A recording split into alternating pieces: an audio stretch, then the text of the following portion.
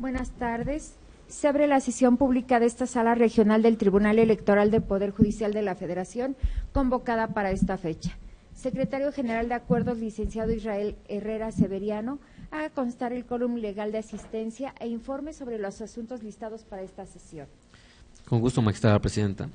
Informo que están presentes el magistrado Alejandro David Abante Juárez, el magistrado Juan Carlos Silva Daya y usted, quienes integran el pleno de esta Sala Regional. Por tanto, hay quórum para sesionar válidamente.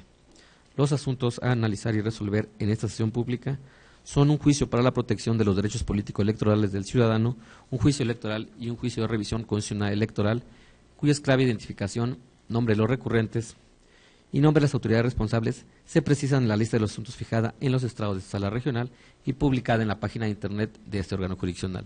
Es la cuenta, señores magistrados. Magistrada presidenta. Magistrados, solicito su anuencia para que, una vez aprobado el orden del día, ahora sí, discúlpenme, una vez que ha informado el secretario general de acuerdos de los asuntos a tratar, solicito su aprobación para que se pueda dar cuenta de los mismos.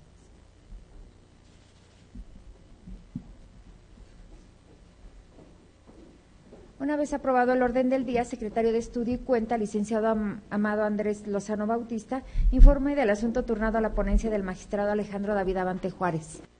Como lo ordena magistrada presidenta, señores magistrados, doy cuenta con el juicio ciudadano número 1 de este año, promovido por Michel Estrada Lara, en contra de la resolución de 5 de enero de 2017, emitida por el Tribunal Electoral del Estado de México, en el juicio para la protección de los derechos político-electorales del ciudadano local, número 160 de 2016, vinculado con su reclamo de pago de dietas respecto de su encargo como regidor del Ayuntamiento de Valle de Bravo durante la administración municipal 2013-2015. En el proyecto se propone desestimar el agravio formulado en torno a que el tribunal local vulneró el principio de congruencia que debe observar cualquier sentencia, en tanto que la controversia planteada respecto del reclamo de pago de dietas por el cargo de regidor solo podía ser analizada a la luz de los tabuladores autorizados en el presupuesto de egresos municipal, ya que únicamente así se podía determinar si el actor recibió cantidades menores de las retribuciones autorizadas respecto de los rubros de aguinaldo y gratificaciones, lo que en la especie no aconteció. En tal sentido, en el proyecto se sustenta que las retribuciones recibidas por otros regidores no constituye una fuente de derecho en favor del actor para recibir mayores retribuciones de las que recibió. De ahí que la controversia no sea susceptible de ser analizada en los términos que se pretendió. Por lo anterior, en la propuesta se sugiere confirmar la resolución impugnada. Es la cuenta, señores magistrados. Gracias, secretario. Licenciado Amado Andrés Lozano Bautista. Magistrados, está a nuestra consideración el proyecto de la cuenta. Tiene usted el uso de la voz, magistrado Abante. Gracias, presidente. El asunto que someto, antes que nada, buenas tardes a todos.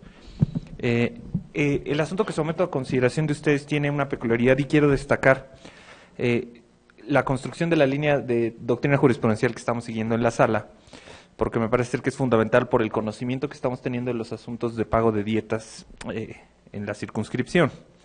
Y la construcción de la doctrina jurisprudencial que estamos haciendo es encaminando a que el pago de dietas es reclamable a partir de aquellas remuneraciones que han sido presupuestadas y que han sido publicadas, y no respecto de todos aquellos pagos que se pudieran hacer o dejar de hacer fuera de este aspecto que está previsto en el mecanismo de egresos de gastos de los ayuntamientos. Entonces, lo que estamos construyendo es esta especie de, digamos que como requisitos para solicitar el pago de una remuneración pendiente, y esto apoyándonos en el criterio que estoy proponiendo confirmar del tribunal responsable, en cuanto a que no todos los pagos que se hayan hecho a regidores por el ejercicio de sus funciones pueden o necesariamente van a ser materia de una exigencia o de un reclamo,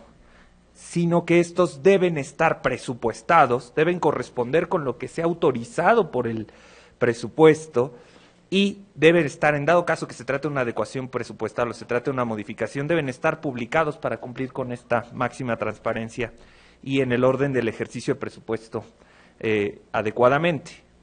Entonces, en el caso particular, el actor no reclama, incluso esa es la materia central de su agravio, sobre que hay un cambio, la variación de litis, porque el actor no reclama que no se haya cubierto, que no se haya pagado lo que se había presupuestado, sino que en su concepto había un par de regidores a los que se había pagado más recursos de los que originalmente estaban previstos, y que en ese contexto él estimaba que debía haber una prestación o un pago igual. Lo que estoy proponiéndoles en este proyecto, magistrados, es dejar muy en claro el tema de que cualquier pago que se haya hecho al margen o separado de lo que está presupuestado o está autorizado, pues eventualmente tendrá otro camino que seguir, eventualmente realizar una investigación por qué se hizo, en fin, etcétera, pero no es constitutivo de derechos para un regidor distinto. Y esta parte quiero ser muy enfático. Los pagos que se hayan hecho fuera de esto que está presupuestado y publicado no pueden constituir derechos para otros regidores para que también se hagan pagos. No prejuzgamos sobre lo legal o ilegal o ajustado a derecho o no de los pagos que se hicieron o por qué se hicieron estos pagos. Ciertamente en el proyecto nos limitamos a confirmar el criterio que ya externó el tribunal responsable, pero también dejamos muy en claro que esto no es constitutivo de derechos. Entonces, no es reclamable en un juicio ciudadano, no es reclamable en un juicio electoral el pago de cantidades excedentes a las que están presupuestadas y publicadas. Y me parece que este paradigma que estamos construyendo, conforme a los diversos precedentes que se han seguido en la sala, nos hace fortalecer este camino en el sentido de que todo lo que se reclame relacionado con dietas debe ser de las remuneraciones presupuestadas y publicadas. Aquellas que estén fuera, aquellas que sean distintas, aun cuando se hayan pagado a un regidor distinto, pues esto tendrá que ser, en todo caso, materia de análisis a la luz y óptica de los anteriores presentes. Por eso es que me permito someterles a su consideración, magistrados, esta posición, y en seguimiento también de las observaciones que me formularon en su ponencia, magistrada presidenta, atender la cuestión de que no hay una falta de congruencia interna en la sentencia, no se varió la litis, sino simple y sencillamente se orientó hacia el aspecto que está reclamado. La litis en los medios de impugnación en materia electoral se integra necesariamente por el acto reclamado y la demanda, pero ciertamente hay aspectos que involucran, que se pueden involucrar en la controversia cuando en el informe circunstanciado, por ejemplo, se allegan pruebas o se hacen alegaciones que guardan relación con la controversia. Aquí lo cierto está en que, con independencia o no de cómo se configure o no la litis, estos aspectos aportados en la rendición del informe circunstanciado son analizados por el tribunal responsable, no hay variación en lo planteado y se atiende en el sentido de que estos pagos, estima el tribunal, estima el ayuntamiento, se ven realizados porque había una carga distinta de trabajo entre los regidores, pero ciertamente este aspecto fue valorado por el tribunal y fue atendido, entonces no hay esa falta de congruencia que alega el partido actor. En ese sentido, me permito someter a su consideración este proyecto. ¿Es cuánto, magistrada presidenta? Magistrado Silva. Sí, magistrado Abante Juárez. Magistrado Silva. Bien, gracias, magistrada.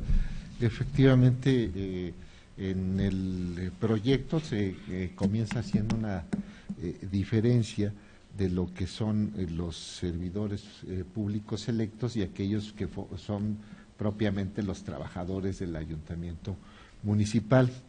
Y a partir de esto pues, se establece que cuál es el marco constitucional que rige cada uno de ellos, el artículo 115, el 127 de la Constitución y las reglas que desde la propia Constitución Federal, las reglas y los principios que rigen el pago de las remuneraciones que reciben y que comprende cada uno de estos. Sí, lo que se sugiere por el actor es que se trata de una cuestión desigual porque algunos otros dos regidores recibieron mayor cantidad que el mismo, pues bueno, el presupuesto, como bien lo expone el magistrado y también así se puntualiza en el proyecto, con toda precisión, es que a partir de lo dispuesto en la Constitución, se cita el artículo 126, no podrá hacerse pago alguno que no esté comprendido en el presupuesto determinado por ley posterior. Y luego los principios en cuanto a las remuneraciones, que deben ser adecuadas e irrenunciables por el desempeño de la función, en fin, y que tienen que estar previstos en los presupuestos, y los principios que también rigen en este aspecto. Entonces, a partir de lo que se sugiere, es una situación que inclusive puede ser irregular, por cuanto a que no está en el previsto en el presupuesto, pues esto no es constitutivo de derechos, más bien usted también lo exponía en otros proyectos que ya son sentencias, existe una corresponsabilidad, es decir, antes lo que debería de hacer cualquier servidor público que advierte una situación irregular, más que querer ser partícipe de esa situación para beneficiarse de manera personal, pues es denunciarlo ante las instancias que corresponden. Artículo 61, son facultades de la Constitución Política del Estado Libre y Soberano de México. Son facultades y obligaciones de la legislatura revisar y fiscalizar las cuentas públicas del Estado y de los municipios del año interior.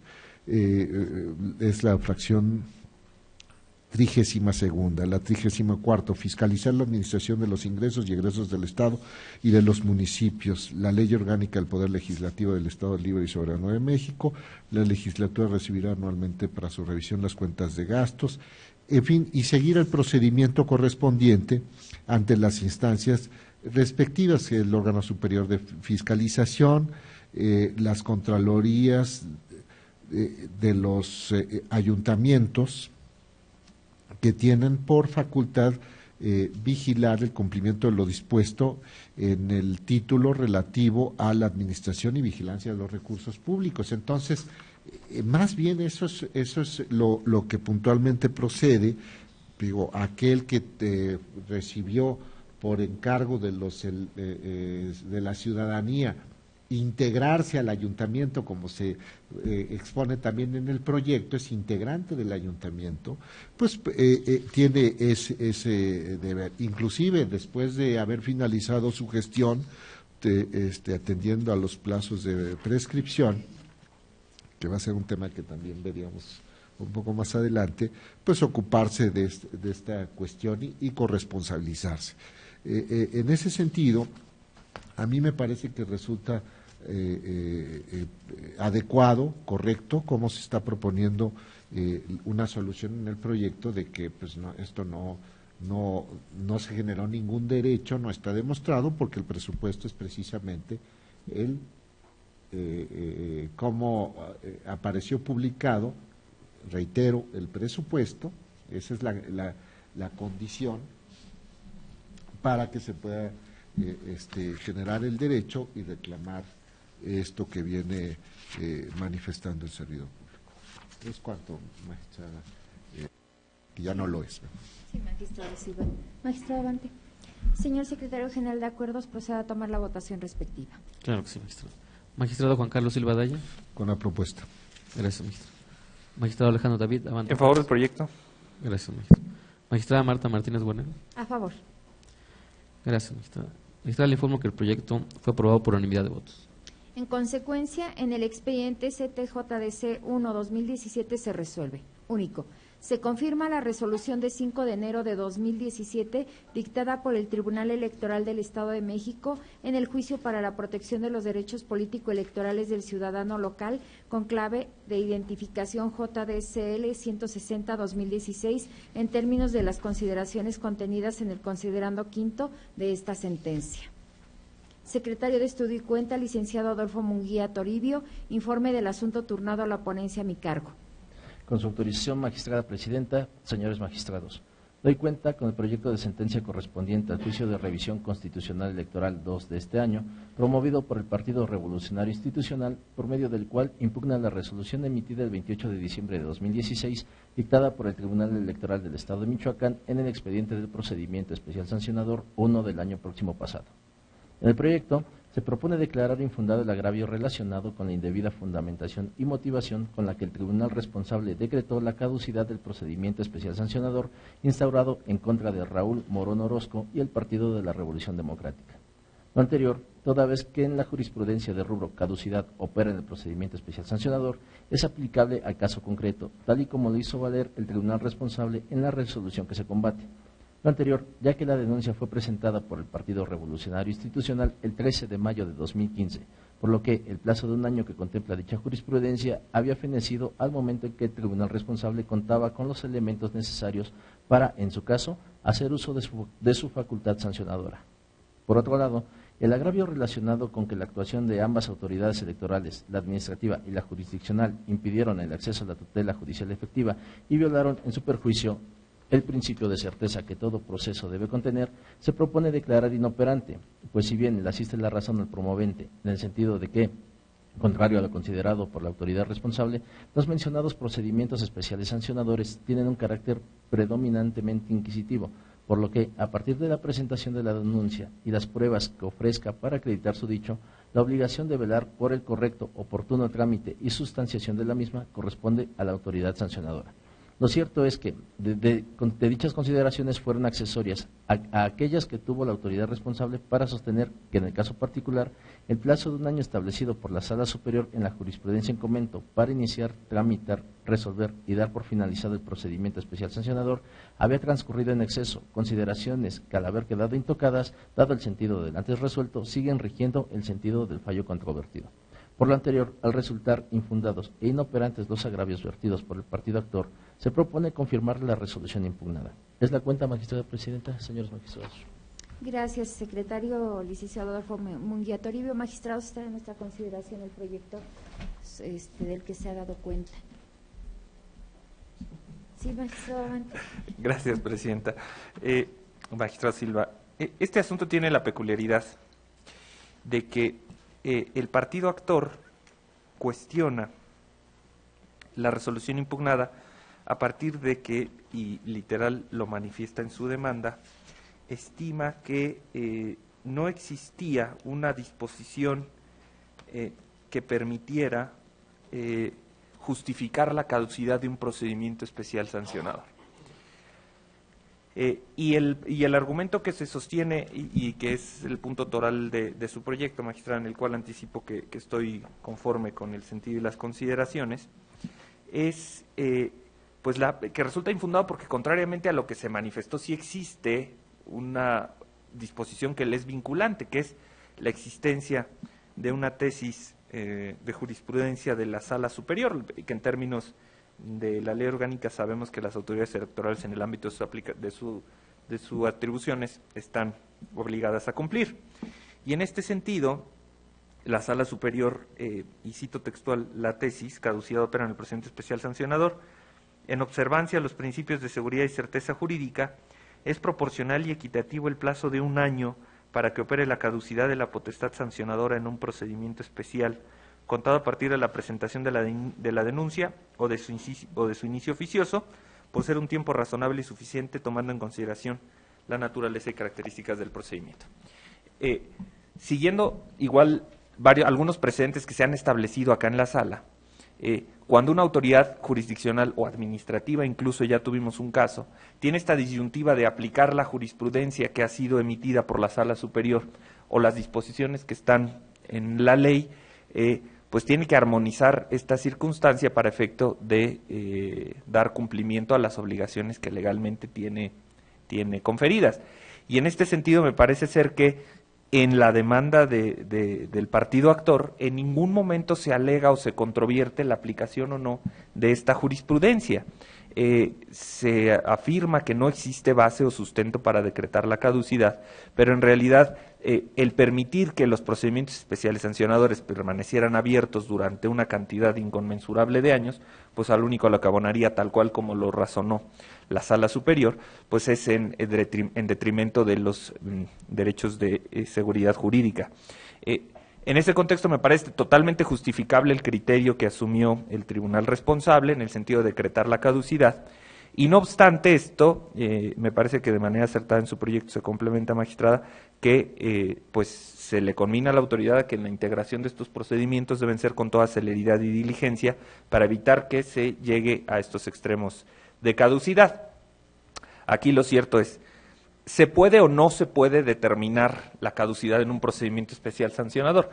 Creo que ya la autoridad estaba vinculada con el criterio, la jurisprudencia que establece la Sala Superior a determinarla. No estaba en su ámbito de decisión, no estaba en su esfera o en su posibilidad de argumentar, porque eso llevaría a la inaplicación de una tesis de la Sala Superior, lo cual pues sería totalmente injustificado, además de jurídicamente inaceptable en un orden constitucional y legal como el que nosotros tenemos. Entonces, pues contrariamente a lo que alega el partido actor, sí existe una justificación para decretar la caducidad en el procedimiento especial sancionador, y es por eso es que creo que yo apoyaré la propuesta que usted nos formuló. Es cuanto, Presidenta. Gracias. Sí, magistrado Abante. ¿Alguna intervención? Sí, adelante, magistrado. También haré saber que estoy de acuerdo con el proyecto en el momento en que se tome la votación por el secretario general de Acuerdos, y efectivamente, como ya se externó en la cuenta y también el magistrado Abante lo subraya, estamos en presencia de la caducidad. Entonces, esta institución procesal resulta aplicable precisamente por una cuestión de seguridad jurídica. No se pueden tener abiertos los procedimientos administrativos sancionadores de manera indefinida, porque pues precisamente tiene que ver con una cuestión que está vinculada con el ejercicio de derechos, las limitaciones que como consecuencia de medidas provisionales que se hubieran adoptado, en fin, se puedan aplicar. Desde luego también la circunstancia de que esté en entredicho la conducción de algún sujeto en relación con el orden jurídico, y bueno, al estar afecto un procedimiento implica pues la verificación de un acto de molestia que no se puede prolongar. Entonces, las autoridades tienen la obligación precisamente de cumplir puntualmente con los plazos que se establecen para agotarlos, y a partir de una verificación, el cómputo de cada una de las etapas procedimentales pues, nos puede llevar a la conclusión de que efectivamente ese es el plazo. Pero bueno, lo que está previsto en la legislación del Estado, desde mi perspectiva, y a partir de las definiciones que se han dado tanto por la Suprema Corte de Justicia de la Nación y la Sala Superior, es precisamente la institución de la prescripción. Y de tal manera que se puede establecer estas diferencias. Prescriben las acciones y lo que caduca son los procedimientos y los procesos. En este caso estamos en presencia de esta cuestión. Lo que se tenía que resolver es si, dado el tiempo, y a eso se abocó el Tribunal Electoral del Estado de México, si dado el tiempo que ha transcurrido y todas las diligencias que se han verificado en su proyecto aparece esa línea del tiempo, se debe concluir si es correcto o no la determinación que se adoptó, de que efectivamente esta institución se actualizó, y es la institución de la caducidad. El elemento común es el transcurso del tiempo, y el transcurso y la diferencia específica, uno mira el caso de la acción, no se llevó a cabo la denuncia, se ejerció una facultad para iniciar el procedimiento, de tal manera que eso extingue la posibilidad de hacerlo. Y en el otro, que es una cuestión negativa, y en el otro un acto positivo que permite la continuidad del procedimiento o el proceso, y que si no se verifica en el tiempo, pues esto da lugar a que se debe dar por concluido el proceso, y uno tiene más funciona como una excepción, y el otro como una defensa, de acuerdo con lo que sea razonable. Entonces se llega a esta conclusión. Inclusive, aplicando las tesis de la Sala Superior, efectivamente se llega a la conclusión, no, es una institución procesal que se genera por una cuestión de certeza jurídica, es uno de los principios rectores de la función electoral, y dentro de la función electoral tan amplia comprende también el ejercicio de la acción, por decirlo de alguna forma, punitiva de carácter administrativo en la materia electoral. Entonces, debes ejercerlo puntualmente. Ya la cuestión de que si no se realizó de manera expedita, pronta, bueno, y que esto genera un tipo de responsabilidad, esa es otra cuestión que estará en su caso en una corrección disciplinaria, que no es el tema. El tema que nos tiene aquí es efectivamente si se aplicó correctamente la jurisprudencia, y jurisprudencia que supone que no está prevista expresamente esa institución procesal, pero que sí deriva a partir de principios que rigen en la materia electoral. Por eso es que comparto el sentido que se está del proyecto y las consideraciones que figuran en el mismo. Es cuanto, magistrada presidenta. Gracias, magistrado Silva Daya, por su intervención. Magistrado Abante. Señor secretario general de Acuerdos, proceda a tomar la votación. Con gusto, magistrado. Magistrado Alejandro David Abante Juárez. Voto en favor del proyecto. Gracias, magistrado. Magistrado Juan Carlos Silva Daya. También con el proyecto. Gracias. Magistrada Marta Martínez Guarneros. Es mi propuesta. Gracias, magistrada. El proyecto de la cuenta fue aprobado por unanimidad de votos. En consecuencia, en el expediente STJRC 2-2017 se resuelve. Único. Se confirma la resolución emitida por el Tribunal Electoral del Estado de Michoacán en el expediente TEM-PES-001/2016.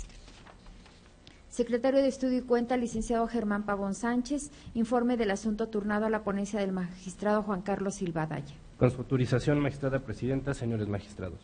Doy cuenta con el proyecto correspondiente al juicio electoral número 10 de 2016, promovido por Febronio Rodríguez Villegas y Juventina Hernández Hernández en su carácter de presidente municipal y síndica municipal respectivamente del Ayuntamiento de Tianguistenco, Estado de Hidalgo, a fin de controvertir la sentencia dictada por el Tribunal Electoral de esa entidad, en el que se ordenó el pago de diversas prestaciones en favor de la ex síndica y 6 ex regidores del citado ayuntamiento, quienes fungieron en la pasada administración. En concepto de la ponencia, los promoventes se encuentran legitimados para acudir ante esta instancia en razón de que cuentan con facultades de cuidado de la hacienda pública, aunado a que la determinación controvertida podría implicar una afectación indebida al patrimonio de dicho ayuntamiento y no fungieron como autoridad materialmente jurisdiccional, por lo que su intención no es que persista su determinación, como lo resolvió esta sala regional en los diversos juicios electorales 4 y 7 del año anterior.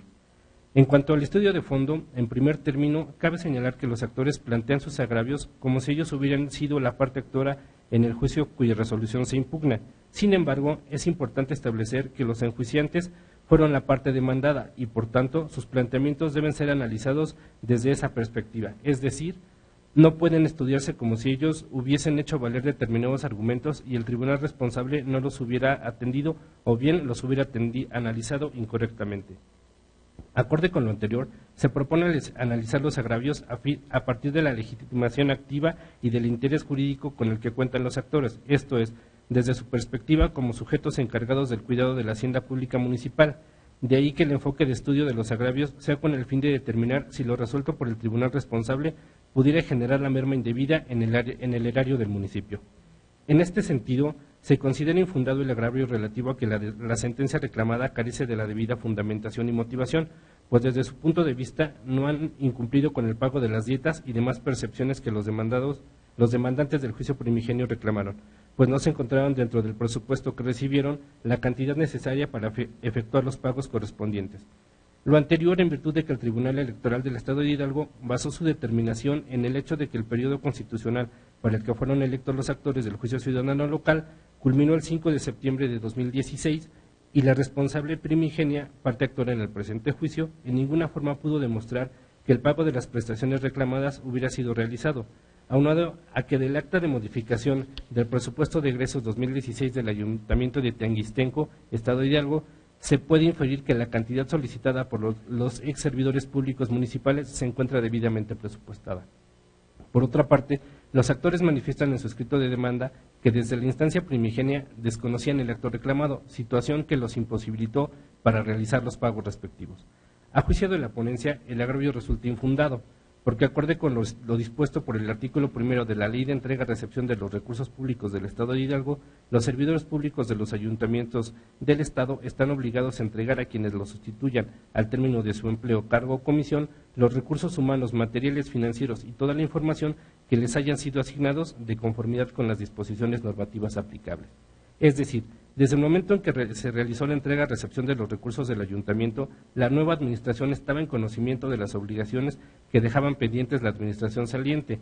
Aunado a lo anterior, el día 2 de septiembre de 2015 fue enviado el oficio SFYA-DGE-1365-2016 dirigido al ciudadano Febronio Rodríguez Villegas en su calidad de presidente municipal electo de Tianguistenco, Estado de Hidalgo, y suscrito por el director general de egresos de la Secretaría de Finanzas y Administración del Gobierno del Estado, por medio del cual hizo del conocimiento del presidente municipal, ahora actor, que en dicha sentencia se encontraban etiquetados los recursos necesarios para el pago de aguinaldos del personal que laboraba en el ayuntamiento a efecto de que éste fuera realizado.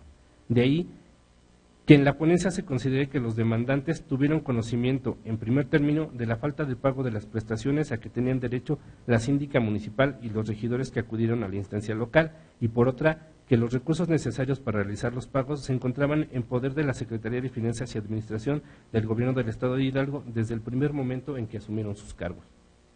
Por otra parte, respecto del motivo de agravio relativo a que el Tribunal Electoral de Hidalgo no debió ordenar el pago de la parte proporcional de aguinaldo, ya que esta prestación no encuentra sustento en el presupuesto de egresos 2016, la ponencia considera que el motivo de agravio resulta infundado, en virtud de que, contrariamente a lo manifestado por la parte actora, en el acta de modificación del presupuesto de egresos para el ejercicio 2016 correspondiente al citado ayuntamiento, sí se encuentran presupuestadas las cantidades que debían de recibir los integrantes de dicho ayuntamiento por concepto de sueldos y aguinaldos en el año 2016, lo anterior con independencia de que su cargo culminara el 4 de septiembre de ese año. Adicionalmente, los actores señalan que en la sentencia recurrida no se funda ni se motiva la obligación de la responsable, que la responsable les impone de hacer las gestiones necesarias para obtener la cantidad económica suficiente para realizar el pago de las prestaciones ordenadas por el Tribunal Electoral de Hidalgo. A consideración de esta ponencia, el motivo de inconformidad resulta infundado. Esto porque, como se ha explicado anteriormente, la cantidad necesaria para el pago de las prestaciones se encontraba debidamente presupuestada, y si por alguna situación la administración saliente no realizó dichos pagos, es la administración encabezada por la parte actora la obligada a efectuarlos, porque si no estuviera en condiciones de hacerlo, al no contar con los recursos económicos, es su obligación solicitarlos a la instancia correspondiente y con la finalidad de dar cumplimiento al ordenado por el Tribunal Electoral responsable. Por último, los actores también aducen que les causa agravio el hecho de que en la resolución recurrida, sin justificar la fundamentación y motivación, la autoridad responsable los apercibiera para que en el caso de no informar sobre el cumplimiento dado a la sentencia, les impondría una medida de apremio. A consideración de la ponencia, el agravio resulta inoperante.